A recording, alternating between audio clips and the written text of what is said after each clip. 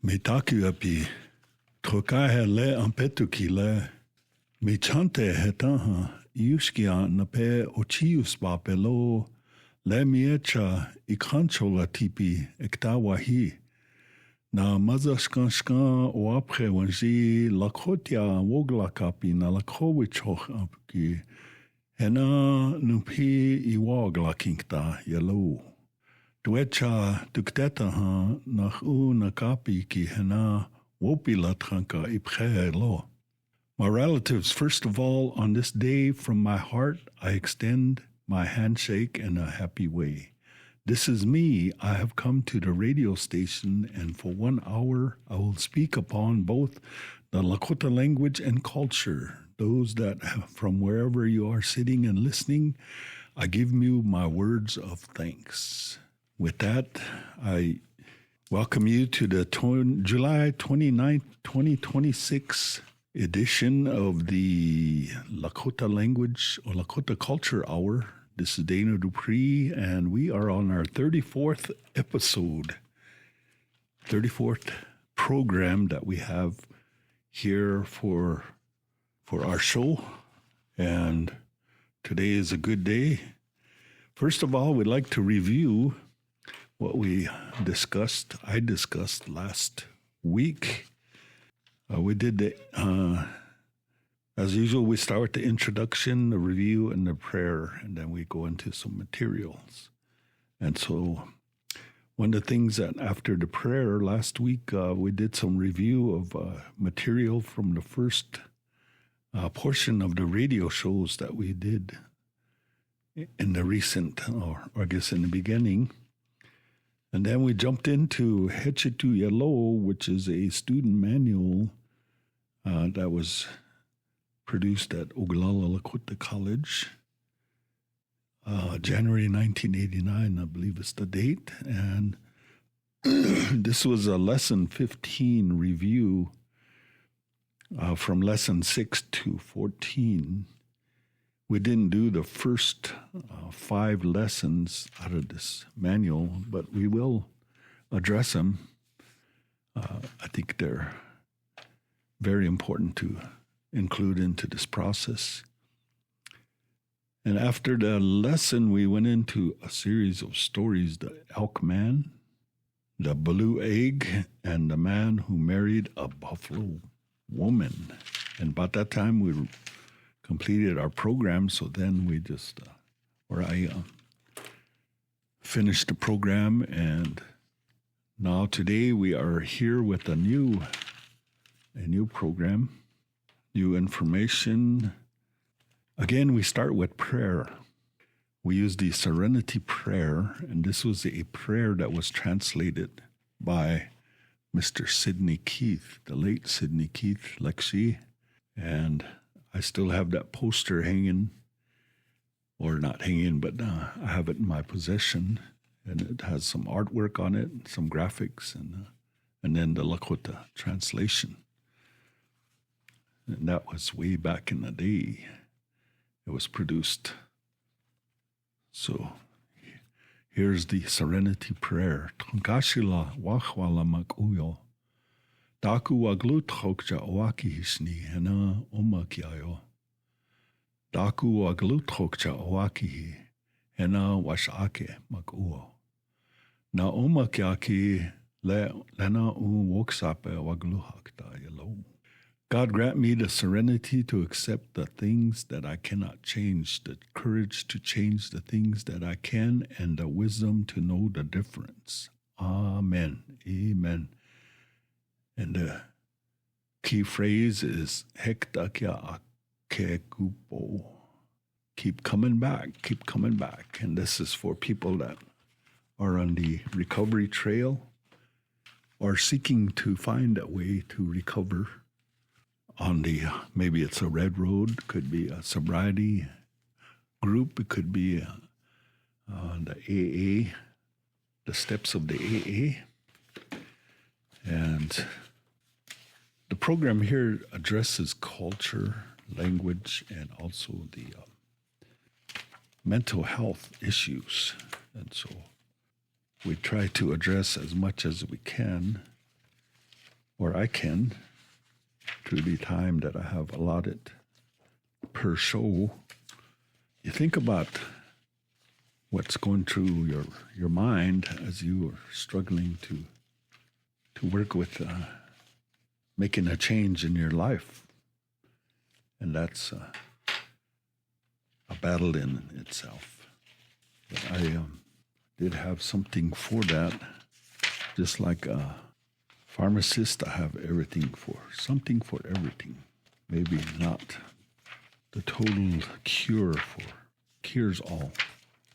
We're all different, and we all take different strategies to address issues in our life. We're all human, so we all know our limitations, what we can do, what we can't do. And that's something that is very important. So when you look at a process of, trauma, when you experience trauma, there's got to be a trigger to that trauma. Something triggered that.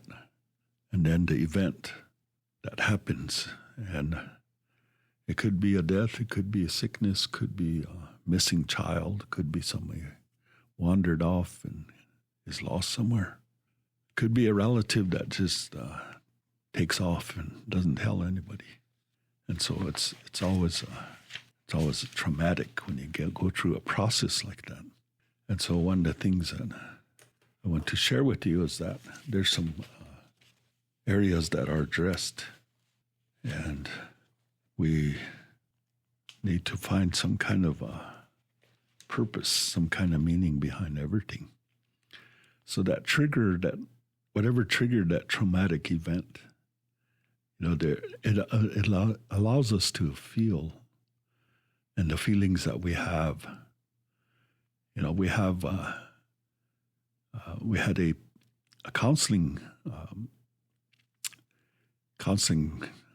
training, and it was dealing with feelings, and it had to do with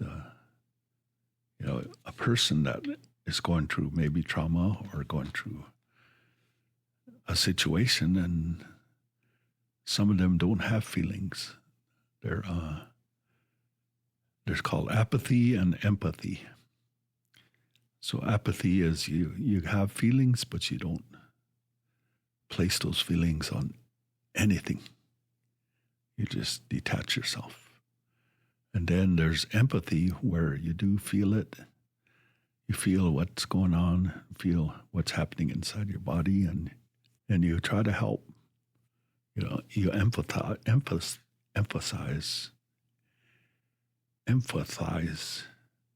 That's a kind of a tongue twister. You show empathy. Yep, there you go.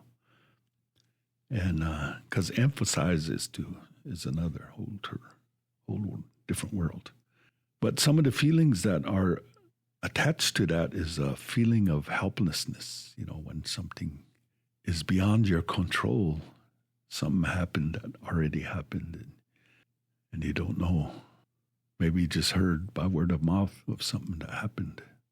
And so you feel that helplessness, that inability to reach out through support, maybe with prayer, words of comfort, or just being there. But you feel so helpless because you weren't able to be there or to help in some way. And maybe through prayer afterwards, once you heard of this traumatic event, you might offer prayer. Daily, we offer prayer. Today, I was on my way to town, and instead of praying, I was counting hay bales. And there was a whole bunch of hay bales. And fortunately, when it storms, the lightning comes, and fortunately, they don't hit the bales and burn them all up, because that's valuable. The second feeling is alienation. Alienation, you get alienated. So you're kind of like on an island by yourself, because you have your emotions, you have your feelings and your reaction to this traumatic event, but you don't know how to get off that island because you're pushed out there or you're put out there. And then You have to go through that process. Then there's always that feeling of fear, being fearful of what happened or what can happen as a result of this traumatic event. And then there's that feeling the more you think about it, the more you process your feelings, and you start feeling bitter. Bitterness is kind of good, but not so good if you strike out or speak out against your family. They say the ones you hurt are the ones that are closest to you. So if you strike out, you'll be hurting the ones that love you. So you have to be careful. Then there's that feeling of shame for yourself, your family, your community, your nation, because it might have been a situation that brings shame onto us. I don't know. Depends on our social structure. The third one is anger. That's the next step from bitterness. You become bitter, and then you become angry. You start showing that emotion strongly. Angry is said it's one of the first emotions that you go through when you come up on a situation. And all these helplessness, alienation, fear, bitterness, shame, anger, they lead to feelings of guilt. Guilt for not being able to maybe control it, prevent it, intervene. And that guilt kind of wears on you. It wears on you. And it depends on how you cope with stress or cope with bad news, cope with situations. And so that guilt kind of wears on you. And you start wanting to stay away because you feel that guilt. But you're not guilty, if you're not totally involved. I mean, not directly involved, but you feel that guilt. And then there's a feeling of self-hatred that comes over time.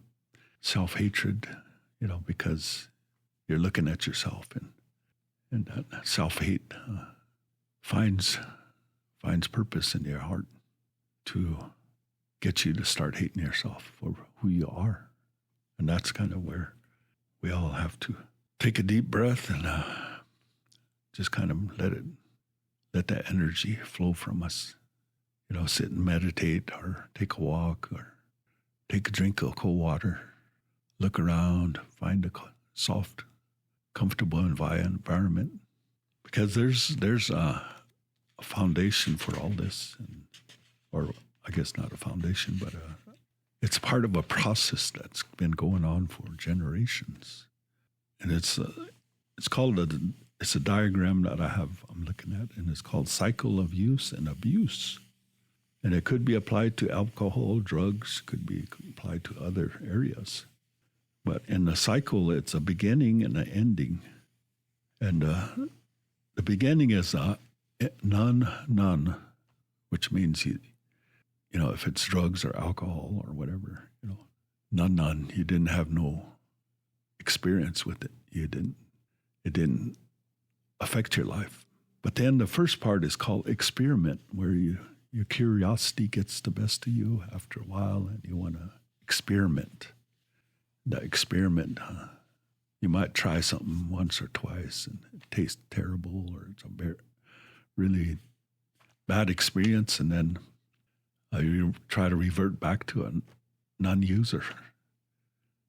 But after a while, maybe through peer group pressure or some kind of pressure, that experimentation starts becoming usage. You start using this more and more. And so that use, they say that every time you use, there's a process where you try to reach that state of euphoria, state of where you feel good. You don't have any problems. Everything goes away. But then it's short-lived, and you go back to recovery stage again. So every time you use, they say you build up a tolerance. Your body builds up a tolerance. So Say like if you wanted to use alcohol, your first experience was just a little taste. Pretty soon it's two tastes. Pretty soon it's more and more. You need more and more to reach that euphoric stage. And after a while, it depends on your choice too. If you choose to be with a group that uses, then you get more involved in that activity. If you choose to be with a group that doesn't use, then there's alternatives, a lot of alternatives out there that keep you from using. Then the next step is called abuse, where you start abusing your body, abusing yourself, the people around you, and that need for that drug or alcohol, or whatever it is you're using. You start abusing your body, you start abusing situations. And I think there's a fine line where you call self-defeating behavior. So you start going against your principles, going against your whatever standards you had. And then through that process, the next step is called treatment, where you use and abuse for a period of time, and you want to get away from it, but you can't. So the first step in recovery is that reaching out, asking someone that's in sobriety or someone that doesn't use, asking them for help. And then maybe through that process you get into a treatment facility, and they're designed for you to withdraw from your usage, sober up, and start looking at things, issues, triggers, that could be dealt with. And after going through a treatment process, especially living in a remote area like this, you're going to come after treatment, maybe 40 days of treatment, inpatient treatment. There's inpatient, outpatient treatment, so you have a choice. Inpatient, you're in a confined facility environment with a group that are striving to become graduates of this, or I guess successfully complete the treatment process. But when you complete, your struggle doesn't end there. Your journey doesn't end there. You have to come home to where you started. And guess what? Things are still almost the same. Nothing really changed, just you did. So then that's where you either go back to revert to old behavior, or you continue on to the next phase of that cycle that's called aftercare. And you'll find there's meetings going on throughout your community. You have to look around, ask around, and it's your program. If you want to continue your sobriety, then you have to go look for opportunities. And that's where, you'll find that fellowship. People that are doing the same thing that you're doing, trying to stay sober. And then, that's a really beautiful part of it, is that you went through not terrible, but you didn't think it was terrible when you were doing it. But you went through a process that really changed your lifestyle. And people say, we don't hate you. We hate what you do. Think about that. So if you're doing alcohol, drugs, or whatever, it's not you, it's that substance or whatever you're addicted to. So it says the process of use and abuse can be reversed as the client progresses through the cycle. And that's just a small sample of what, as at one time I was a trainer of trainers. And that's what I used to do, is train people, not to use, but to look at recovery. And so I just wanted to share that portion with you. If we have time, we can continue more on that topic. But we're going to go to the blue book. I'm going to the purple book, I guess. I'm colorblind, so this is purple, but I said blue. We can make a cheer out of it. And this is Hechitu Yellow, and we're going to do a lesson. Lesson number 2, I believe, is. Lesson number 1 is Lakota sounds, the Lakota alphabet, and that breaks down the alphabet on pronunciation per letter. I think there is a need for that. But again, today we're not going to really look at that. This is greetings and introduction. And one of the things that I'm going to tell you beforehand is that this is a valuable resource. And in this lesson, it talks about places where people come from. So they'll greet each other, and then they say, I'm from this place, and whatever. And then it has a grouping, a listing of all the communities on that, in that area. And so that's where we're going to jump from that. We're going to modify with a request for modification submitted to somebody, to the powers.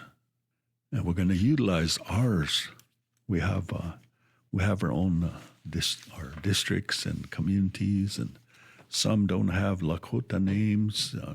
Maybe they do, but I'm not aware of them.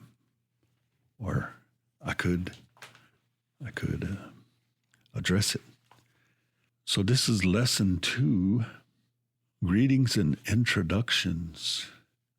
And greetings and introductions.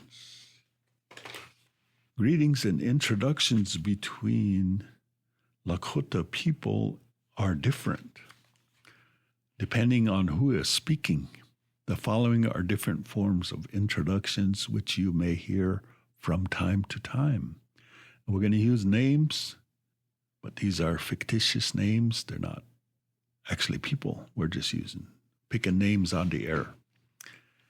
And the first one, it says male to male conversation, strangers. So if you're talking to a stranger, meet him at a meeting or conference or powwow or wherever. So the first one says, John Emachiapi Yellow. John Emachiap Hello. My name is John. And they ask you a question, Daku Enichab Daku Enichab, what is your name? So this is male to male. Then the second part, John Emachiap Hello. John Emachiap Hello. My name is John. Daku Echiapu Ho. Daku Echiab Ho. What is his name? And then the answer to that is Hechitu, Jim Echiap Bello. Jim Echiap Bello. That's right. His name is Jim. So the female is a little different in a pronunciation. The first example is Mary Emachiapia. Mary Emachiapia. My name is Mary. Daku Inichiapihe. Daku Inichiapihe. What is your name? Second part of that is Mary Emachiapia. Mary Emachiapia. My name is Mary. And the question is Daku Echiapihe. Daku Echiapihe. What is her name? Helen Echiapi. Yeah. Helen Echiapi. Yeah. Her name is Helen. Oh, Hechitu Helen. Hechitu Helen Echiapi. That's right. Her name is Helen. This continuing on, and this is either or, male or female. So, Chajeki dokel echapi he. Chajeki dokel echapi ho. What is his or her name? response is Mary Etiopia or Mary Etiopia Lo. His or her name is Mary. It should be just her name, though, because her name is Mary. Chaje ki dokel iwicha ki. Chaje ki dokel iwicha ki api he. What are their names? Iwicha ki api he. Ho. So what are their names? Hena Mary na Helen iwicha ki api. Yeah.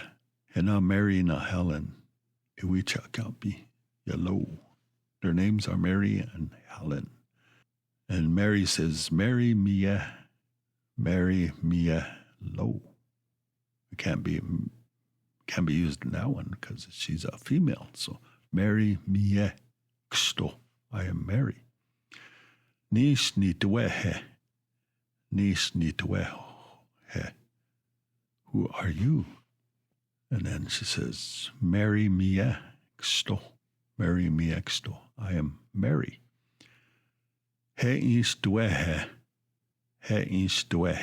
Who is that? He Ellen E. That is Helen. Now we get into the modified part of it. Villages and surrounding towns. Dukdel Tiho.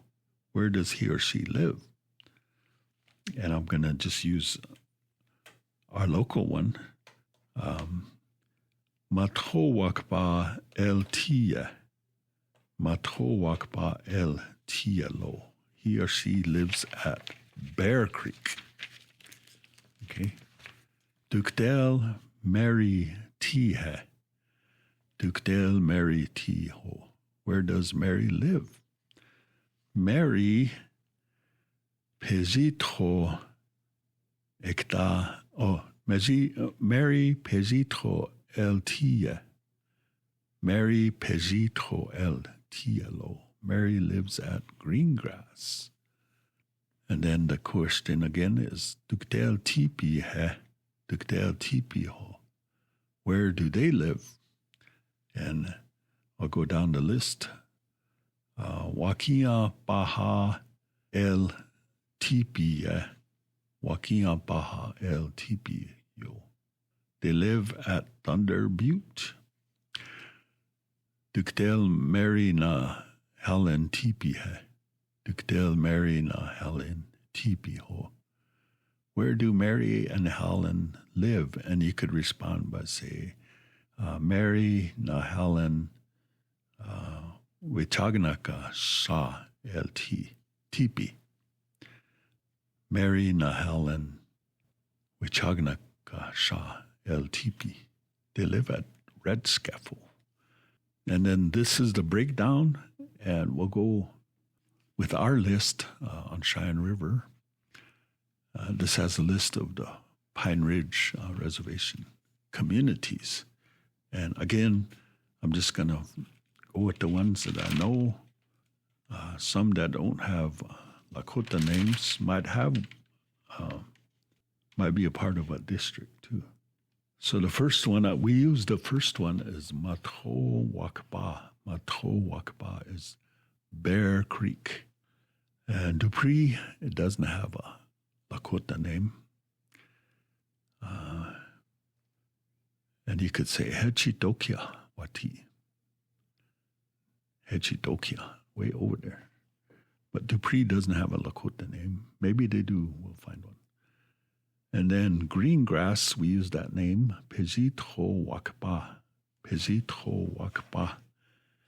And there's a place, Greengrass Creek, where it used to be the original community. And then Iron Lightning is Wakiamaza. Wakiamaza. And then Isabel is named after a man who built the railroad, named it after his daughter. So for that purpose, they don't have a name, Lakota name. And it's The next one is Thunder Butte. Thunder Butte is Wakia Baha. Wakia Baha. And then the next one is Wichagnaka Shah. Wichagnaka Shah. Red Scaffold.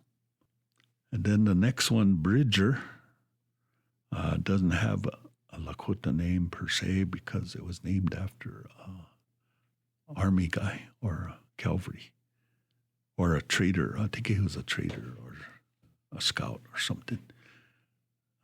So the next one is Champha Wakpa, Cherry Creek.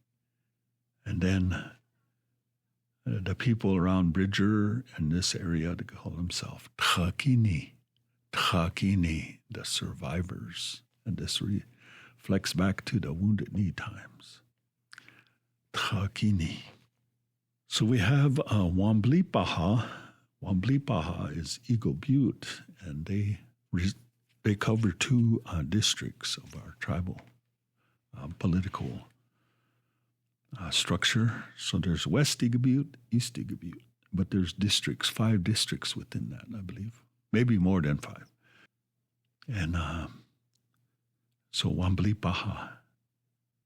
And then on the trees is Cha'aka Oti or Oshpaya. And then there's Timber Lake, and I forgot to get the name of Timber Lake. Timber must be, has to do with Cha'oti or Chamahel or there's probably a word for, and Lake, Bleh. So we'll work on that one. And then White Horse is Shunkska, White Horse. And again, East Eagle Butte is Wamblipaha. Then we go to the next area is Blackfoot, Sihasapa. And then the next community has no Lakota name, La Plante. I think it's named after a person. And then there's also Ridgeview in that area, and I think there's a name for that. I just have to dig around in my resources. But I'll update these as I go along in the future. And then Promise, I know there's a word for that, but I just don't have that list in front of me. Iwahoya is a promise. Iwaho Kichapi is a promise, to make a promise. And then the last community is Zintkala Luzaha, Swiftbird. And I think hopefully I got all the communities. And then we're going to more practice. We'll continue on with this lesson. And I believe verbal conjugations. Echapi, called or named, he or she is called. Emachapi, I am called or named. So I would say Dana Emachapi. Enichapi, you are called or named. And then we use this fictitious name again, Mary Emachapi. And then a question, Nish Taku Enichapi he. Nish Taku Enichapi. Ho, what is your name? You, what is your name? T, the word T, to live or dwell at. Wati, I live or dwell at. Yati, you live or dwell at. T is first person. T, original word, and he or she lives or dwells at. Pluralization, tipi, they live or dwell at. Yatipi, you all live or dwell at. Untipi, we all live or dwell at. Question again. Tuktel yatihe, where do you live?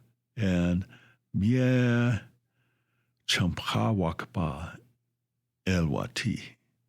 Mie Champha Wakpa Elwati. I live at Cherry Creek. And the next verbal conjugation is he. He, to arrive at here. Wahi, I arrive. So when you see somebody or meet them, you say, wahi alo. Or the women say, wahi ksto. I arrived. Yahi, you arrive. He or she arrives. Pluralization, KIPI, they arrive. Yahipi, you all arrive. Uhipi, we arrive. And then a question, Dokiata yahi hai. Dokiata yahi ho. Where did you come from? Wambli paha daha wahiya lo. Wambli paha da wahiya. I come from Igobut. Verbal conjugation. To be. Wa'u, I am. Ya'u, you are. Base word, he or she is. Umpi, they are. Umpi, you all are. Umpi, we all are. The question, Dukdel he. Dukdel ho. Where are you staying? And Chungska, Shungska wa'uye. Shungska el wa'uye lo. I'm staying at Whitehorse. And then this is a vocabulary. Some vocabulary words. Echiapi called or named. Daku. What? Hechetu. That is the way. That is right. Chaje, name. Dukdel, how, in what way. Ki, the. Henna, those. Mia, I, myself.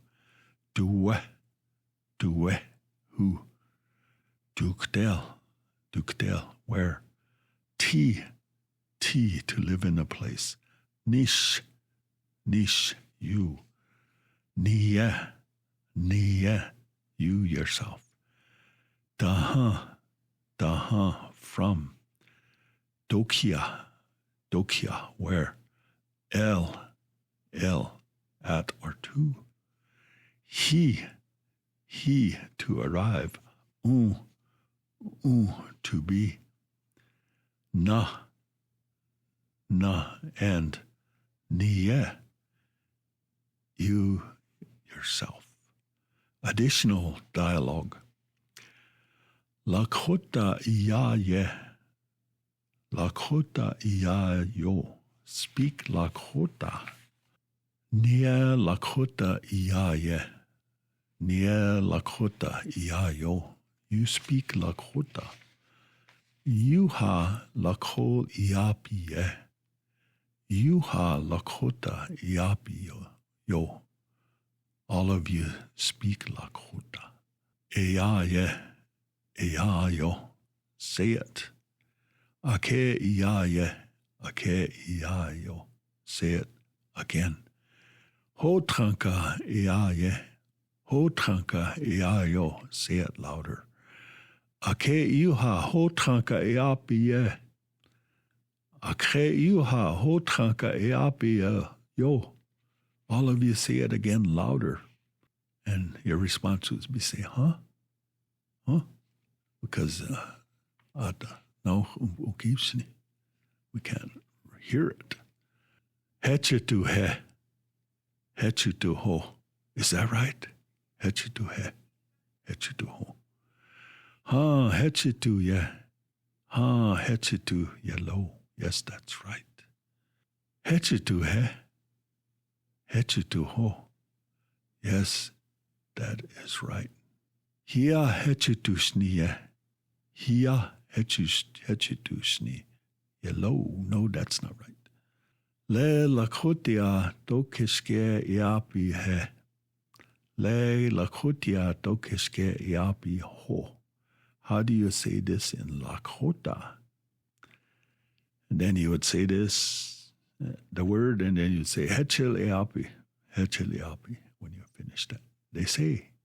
And then the final dialogue is Pilamaya ye. Pilamaya yellow. Thank you. This is the conclusion of lesson 2. Again, reminder, if you feel you haven't mastered the material, you may stop the tape right now. Stop the tape. We're going to rewind it. We'll go back to the beginning of the lesson, and we're going to repeat all until we master all the material. So that is lesson 2, and we're at the time. We're getting close to the end of the program, and I want to leave you with a story. And some of these stories, you got a lot of thought. You have to put a lot of thought into it, and so it makes you think, makes your brain work a little bit, because the more I listen to these stories, the more I review them, they're all connected somehow. And earlier, as I was looking at some material, there's good spirits and there's not so good spirits. I think there's 16 different types of spirits in our culture, and there's no birth and there's no death. And so you can't really put an end to a story. Even though a character gets killed, they might kill him and beat him up or do whatever, and that spirit lives on. Just like they have many lives, I guess. I don't know, but this is called the Heart Killer, and it comes from Dakota text, Alla Deloria.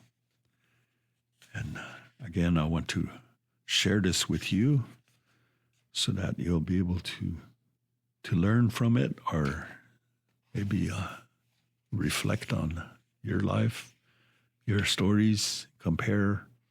4 young men lived together, and Hakila, the last born, who stepped out to get firewood, came back in again and said, "There's a young woman standing outside. What shall we call her?" So his brothers said, "Let's call her our elder sister. Tanke, ask her in, Hakila." They said. Hakila asked her in, and she replied, "Thank you, younger brother. Thank you, Misu," and entered the teepee. From that day she lived there, a fine girl as well as a beautiful one, industrious and skilled in the things women do. She made beautiful clothes for her brothers, and when they brought home meat, she took care of it all so that they were never without food. One day all her brothers went away, and she was staying alone when she saw a pretty feather blowing along in the wind. So she tried to get it, but it kept eluding her, kept getting away from her. But it was leading her on and on till she was in a dense wood. In the woods, there was near some water, and there was a hole in which the feather led her to. Then a certain something or somethings pulled her into that hole. And there was some chapa, some beaver, which lived there. So when her brothers got home, they went weeping through the woods looking for their sister in vain.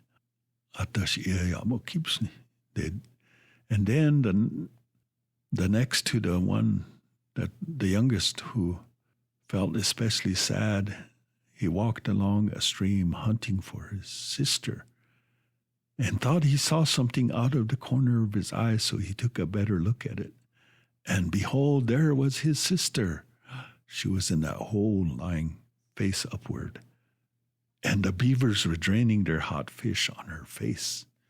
For a long time, they must have been doing this, for now her face was a mass of sores.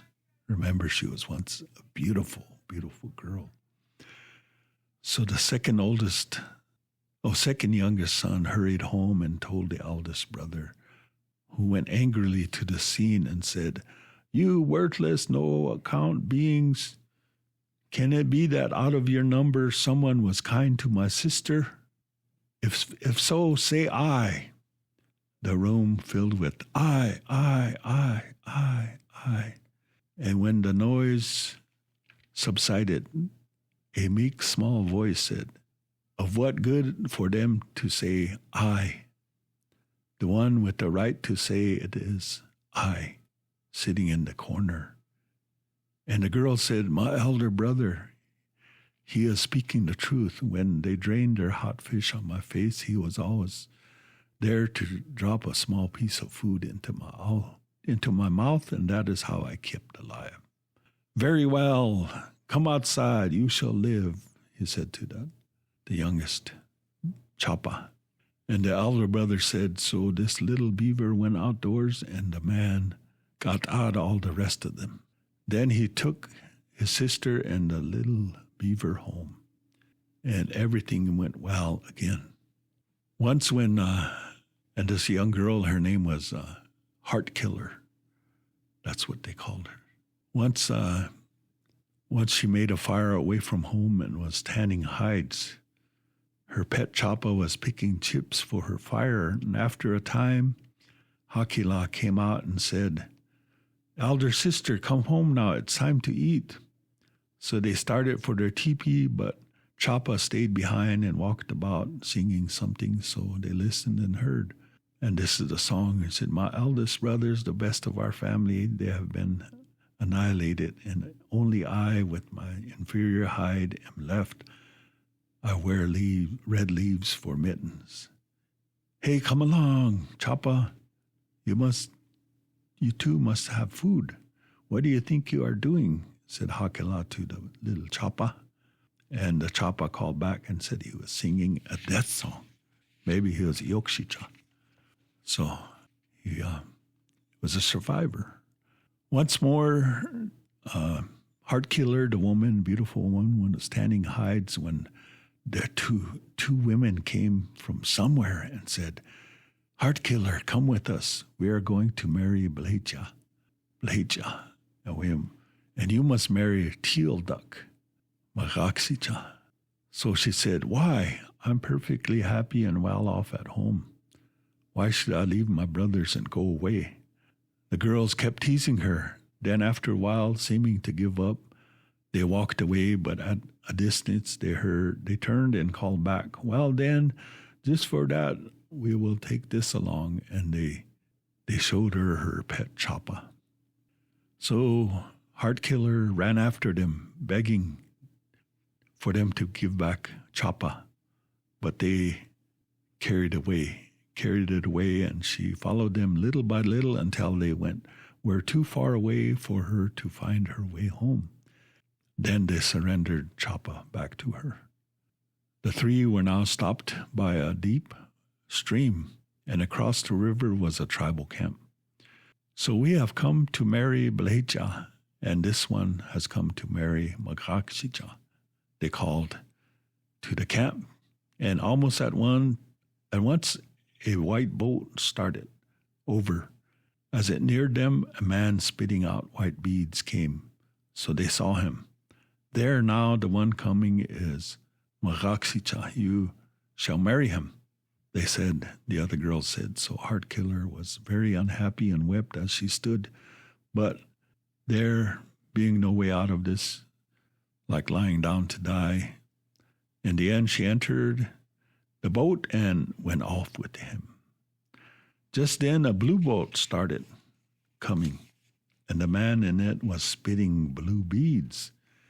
And the two women entered his boat and went off with him. As a matter of fact, it was Bleja who brought the white boat and Magaxicha, the blue one. But the the girls in ignorance went with him. It was evening, and a man came to their village or to the teepee and said, Blecha is to dance, so you are to come. And Magaksicha tried to confuse the matter as if not hearing and said, yes, I am to dance. When the man left, Magaksicha told his wives, don't come. Whoever looks on gets a sty in the eye. Therefore, nobody ever looks on. He feared they might recognize him.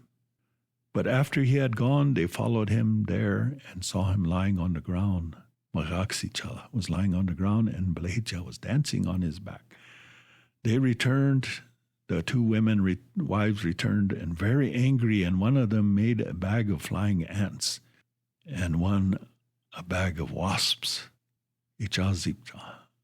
And those two bags were laid on either side of Magaksicha's sleeping place, as they themselves were sleeping there, as if they themselves were sleeping there. And the two girls ran away. Sometime in the night, Magaksicha returned. Ouch, I've worn myself out dancing, he said, as he crawled into bed. Just then one pricked him. So, little jealous one, lie still, will you? Said Magaksicha. But then the other one stung him. So, well, this one is certainly stinging me, Magaksicha was saying. And he turned over, but at that moment, a giant roaring and all the bees and the flying ants came at him. And so, he cried and ran to the deserted place weeping. There came an Iya, the giant. Why are you crying? He asked. And Magaksicha lied to him.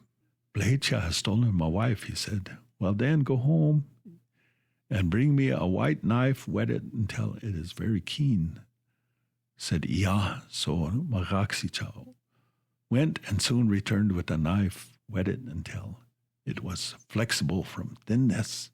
It was night, and so Heart Killer and her husband lay sleeping when all at once she felt something wet, and it wakened her. Get up, something around here is wet, she said, but she could not rouse her husband. And there he lay. His nata was severed from his body and swimming in blood. And this she was not aware of at first. Immediately she jumped up weeping, and the next day Blecha was laid away and the people moved to another campground. But Heart Killer stayed behind weeping. As she wept, she heard a voice and she listened.